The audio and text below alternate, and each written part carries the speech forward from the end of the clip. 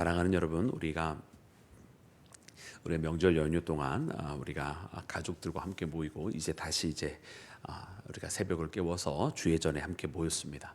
우리가 특별히 다시 붙들기 시작한 말씀은 이제 요한복음 6장 우리 13절부터 41절부터 시작이 되었는데요. 우리가 지난 명절 기간에 우리에게 해당되었던 묵상의 말씀들이 벌써 이렇게 몇 차례 지나가고 오늘 우리가 41절부터 다시 픽업하게 되었습니다. 우리가 어제 이렇게 말씀을 보면 33절 말씀에 예수님께서 자신을 두고 얘기하실 때에 하늘의 떡은 하늘에서 내려 세상에 생명을 주는 것이니라 또 말씀하시고 또 우리가 32절부터 읽어보면 모세가 너에게 하늘로부터 떡을 준 것이 아니라 내 아버지께서 너에게 하늘로부터 참떡을 주시나니 하시면서 주님께서 말씀해 주시기를 35절 말씀에 나는 생명의 떡이라 이렇게 말씀을 해주셨습니다. 그래서 예수님께서 자신을 생명의 떡으로, 우리가 이제 한국식 표현을 해서 이제 떡이 되었는데, 많은 분들 아시는 것처럼 이것은 이제 우리가 원어적으로 보면 이제 빵으로 우리가 오늘날도 더 해석이 될 것입니다. 그래서 예수님께서 자신을 이제 생명의 빵이다.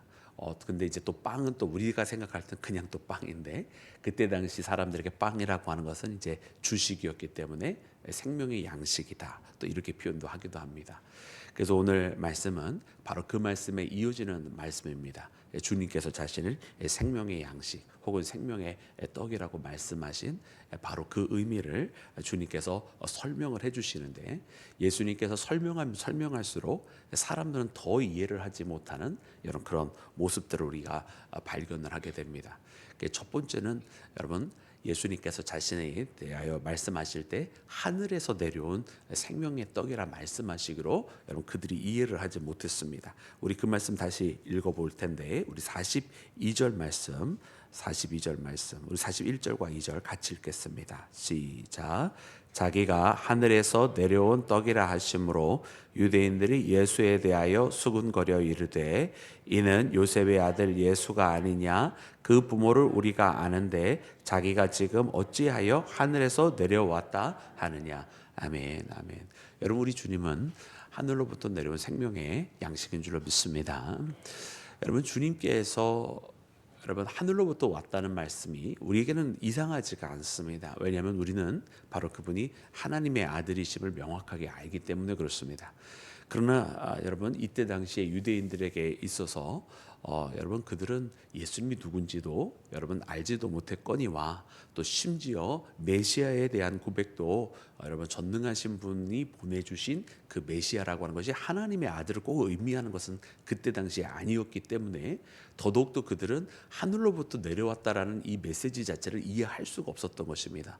더 나아가서 만약 하나님으로부터 왔다면 여러분 그들은 어떤 인간적인 형상의 모습을 전혀 상상하지도 못했을 거예요.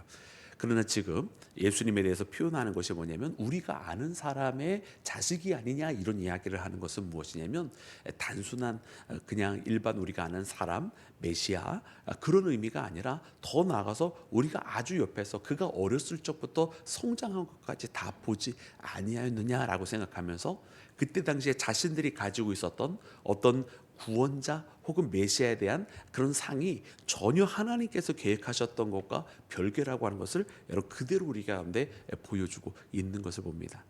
그래서 하나님으로부터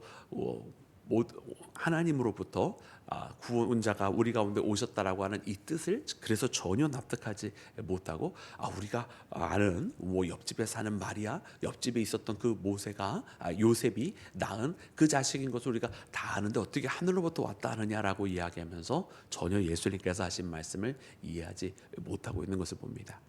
그리고 두 번째로 그들이 이해하지 못했던 것은 바로 예수님께서 말씀하신 그 생명의 떡이라고 자신에 대해서 말씀하신 것이 그것이 바로 예수님께서 장차 우리에게 내어주실 그분의 몸이라고 하는 것, 우리를 위해 대신 희생하게 될 희생제로서의 오신 예수님이라고 하는 것을 전혀 그들이 알지 못했습니다.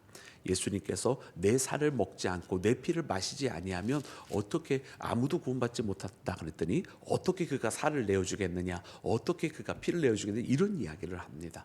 물론 아마 우리가 문자적으로 이걸 보면 정말 이해하지 못했을 거예요. 그죠? 왜냐하면 이거 살과 피를 먹는다고 하는 것은 식인종이나 하는 일이잖아요.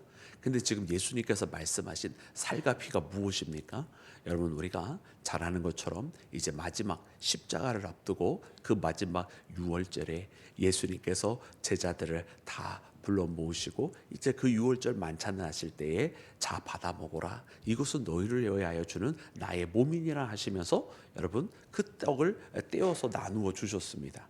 여러분, 유월절 만찬에서 나누어 주는 여러분 그 떡은 자신의 이 살을 떼어 주신 게 아니에요. 근데 받아 먹으라 하시면서 이것은 너희를 위하여 주는 내 몸이라 말씀하셨어요. 그죠? 또한 마찬가지로 포도주 잔을 채워서 주님께서 이것은 언약의 피라 말씀하시면서 또한 나눠 주셨습니다. 여러분, 자신의 피를 이렇게 짜가지고 주신 게 아니잖아요. 그러나 주님 하신 말씀이 무엇입니까? 그렇게 떡과 그렇게 잔을 받들게 될 때에 주님께서 말씀하시고자 하는 것은 바로 자신의 몸을 가르쳐서 말씀을 하셨어요. 그러면서 언약의 피다라고 하셨단 말이죠. 하나님의 약속이 있는, 그거 어떤 약속입니까? 바로 우리를 죄에서 구원하시겠다고 하는 하나님의 약속인 줄로 믿습니다. 그리고 그래서 그렇게 그 유월절 만찬이 마치시고 겟세마네 기도가 마치신 다음에 여러분 붙들림 받고 바로 십자가의 길로 들어가시게 되는 모습을 봅니다. 그러므로 예수님께서 우리에게 내어주신 그분의 몸, 그분께서 우리에게 받아 먹으라 하시면서 주신 그분의 보혈의 피라고 하는 것은 실제로 우리 육신의 살과 피가 아니라 바로 십자가를 통해서 흘리게 될, 우리를 위하여 희생하게 되실 그분의 육신을 들어서 하신 말씀인 것인 줄로 믿습니다. 그러므로 예수님의 말씀은 참입니다. 왜냐하면 그분의 피 흘림의 은혜의 사건이 없이 우리가 어떻게 구원을 받을 수가 있겠습니까? 그분께서 내어주신 그분의 찢겨진 몸, 우리를 위해서 못 박히신 여러분 그 십자가 사건이 없이 우리가 어떻게 구원을 받을 수가 있습니까? 그러므로 예수님께서는 그 말씀을 하시는 것인데 여러분 이 말씀을 알아듣는 사람이 아무도 없었다라고 하는 사실이죠. 그래서 우리는 이렇게 말씀을 보면서 하나님의 말씀도 우리 가운데 이렇게 허락하여 주실 때 이 말씀을 믿는 자들이 이 말씀을 이해하는 것이지, 믿음이 없는 사람들이 이 말씀을 읽으면 도대체 이게 어느 나라 말이냐, 이게 도대체 무슨 소리냐, 아마 다 이랬을 것 같아요. 아마 그 말씀은 지금도 마찬가지인 것 같습니다. 지금도 우리가 믿음을 가지고 있기 때문에 말씀을 읽을 때 이 말씀이 이해가 되고 하나님을 사모하는 마음이 있으니까 이 말씀이 들려지고 이해가 되는 것이지, 아마 이 말씀을 어떻게 해서든 비비꼬아 가지고 거부하고 싶어하는 사람들은 이 말씀이 하나도 이해가 되지 않을 것입니다. 여러분, 그러므로 오늘 이 말씀을 보면서 생명의 떡으로 오신 예수님, 우리에게 하늘로부터 아버지 하나님으로부터 독생자이신 그분이 우리를 구원하시려 이 땅에 오셨다. 그분이 우리를 사랑하시기에 그분의 몸과 그분의 피를 우리에게 다 내어주셨다라고 하는 이것은 바로 십자가 사건을 통해서 우리를 구원하시려고 하는, 우리를 사랑하신 하나님의 손길인 줄로 믿습니다. 자, 오늘 이제 이 말씀에 대한 마지막 우리가 묵상해야 될 부분은 무엇이냐면, 오늘 이 말씀이 요한복음 4장과 여러분 같이 평행선으로 가고 있는 부분이 있어요. 요한복음 4장에는 우리가 수가성 여인의 말씀을 읽지 않았습니까? 여러분, 이 수가성 여인에게 예수님은 무엇을 주시는 분이라고 이야기를 해주셨습니까? 사실은 예수님이 이 여인에게 물을 좀 달라고 하였지만 예수님은 물을 필요해서 이 여인을 만나러 오신 것이 아니라 내가 만일 누구인지 알았다면 도리어 내가 나에게 그것을 부탁하였을 것이라 말씀하시면서 하신 말씀이 바로 나는 생수를, 다시 목마르지 아니하는 그 생수를 주었을 것이라 말씀하셨습니다. 여기 있는 이 야곱의 우물은 마저도 다시 목마르지만 나는 너에게 영원히 목마르지 아니하는 그 생수를 주시겠다 말씀하셨죠.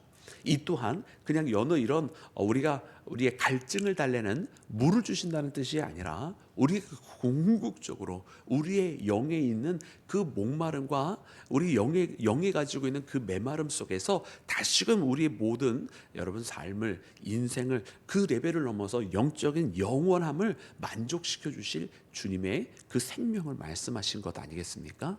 그래서 취하여도 다시 마르지 아니하는 그 생수를 주신다 말씀하여 주셨는데, 오늘 이 양식에 대해서도 뭐라고 표현을 해주시냐면, 여러분 만나와 비교해 주시면서 하시는 말씀이, 만나는 그 만나를 먹는 자들마다 여러분 어떻게 된다고 표현을 하고 계세요? 다시 죽거니와 이 주님께서 주시는 이 생명의 양식을 먹는 자들은 영원히 살리라고 말씀을 해주셔요.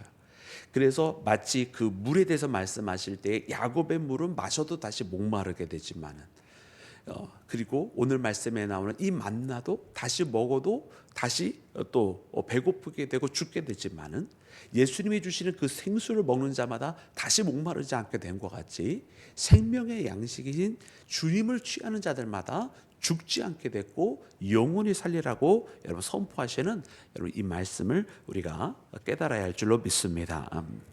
그러므로 사랑하는 여러분, 오늘 이 말씀을 통해서 주님은 우리에게 영원한 생명을 주시는 분이시고 세상의 그 어떤 것으로도 심지어 저 만나로도 우리가 채워지지 아니하는 바로 그 생명을 예수님께서 십자가 사건을 통해서 우리에게 채워주셨다. 다시는 죽지 아니하고 다시는 목마르지 아니하고 다시는 배고프지 아니하고 다시는 사망 가운데 이르지 아니하는 여러분 이 은혜를 바로 십자가를 통해서 여러분 주님께서 우리에게 주셨다라고 하는 사실을 깨닫는 나와 여러분이 되기를 주님의 이름으로 축원합니다. 그래서 오늘 이 말씀을 꼭 붙들고 우리가 여러분 이 하루 살아가기를 원합니다. 우리에게 생명의 떡으로 오신 주님, 오늘 우리에게 진정 그 생명의 양식을 다시 한번 허락하여 주시옵소서. 주님, 우리의 인생이 우리 갈증 가운데 있나이다, 배고픔 가운데 있나이다, 메마른 가운데 있나이다, 죽음 가운데 있나이다라고 주님 앞에 고백하면서 다시 우리를 채워주시고 우리를 먹이시는 주님의 손길 앞에 이르는 나와 여러분이 되기를 주님의 이름으로 축원합니다. 우리 함께